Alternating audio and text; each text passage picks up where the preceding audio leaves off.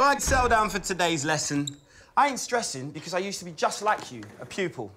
Hindsight's a great weapon, so make an effort to pay attention because this just might be useful.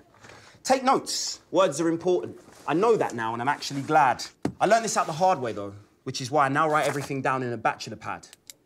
I remember my first day in the last place I wanted to be.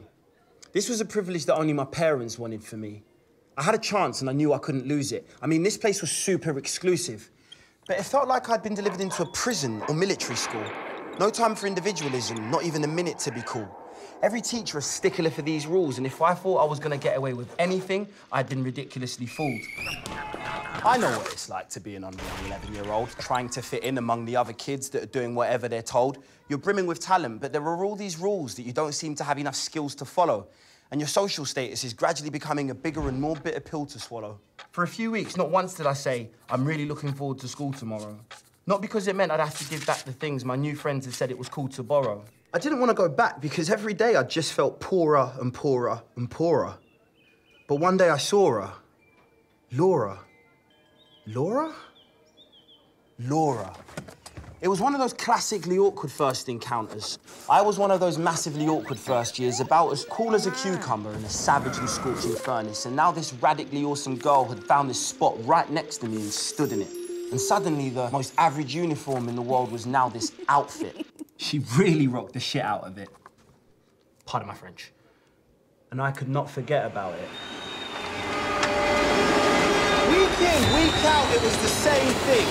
My boys got the same train that she and her girls caught. They went to a girls' school near our boys' school, so they'd always get on at Earl's Court. My first thought was being around her is enough. But then that got me thinking about how to make her laugh, and obviously that led to how to take her out on dates and stuff. I got a paper round to get my paper up. Fast forward a few weeks, and she wasn't my girlfriend yet, but we were talking on the train now. I felt like I loved her a bit more with every word that came out, like we'd exchanged vows. One night at home, while I was imagining kissing her, I realised I hadn't asked her out yet, and this was actually ridiculous. I thought I'd write her a love letter, because I thought I loved her, but I fancied the written word as my best tool. With writing, I could confess it all without having to speak my mind inside a confessional. I started to write, but halfway in decided to show her my artistic side. Because 1,000 words are worth a single picture, right? So I drew. I was doodling and sketching. When I finished the masterpiece, I thought it was beautiful, it was fetching. It wasn't cute, it was interesting. I genuinely believed it would be, let's say, unusually effective. Laura's gang didn't get on my train the next morning, so the journey that day was extra boring. Whenever she got on my train, we'd stand and talk. She wasn't there that day, so I stayed seated and put my masterpiece in my school bag for safekeeping. Speaking of school, I wasn't doing so well. In fact, if I got in trouble one more time, I wouldn't be getting a warning. I'd be getting expelled. Mr. Morris was my favourite teacher and Latin was my favourite class, until that afternoon when he stopped at my bag and saw a bottle made of glass. The consumption of any sweets or soft drinks while in uniform is strictly forbidden. So naturally, he made a fuss. Without asking, he reached into my bag and withdrew the prohibited item. Then he searched all the pockets to see what else he'd find hidden inside them.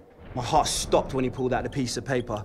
He looked at it and stared at me as if he was waiting for me to explain, but I was ashamed and speechless, betrayed by one of my favourite teachers.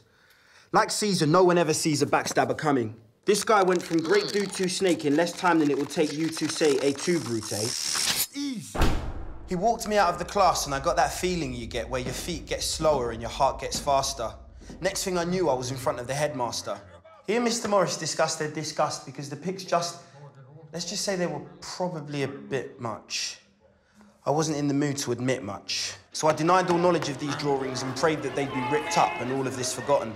But that was at the bottom of their list of options, now that they had a way to take care of their little problem. I was the little problem, by the way. They didn't waste any time, they kicked me out right away.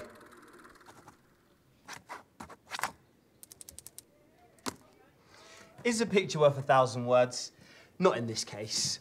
To this day, I still think about what it cost me. I got expelled, grounded, super grounded, and I never got the girl. I did learn one very valuable lesson, though. If you've got something to tell someone, just tell them. Class dismissed.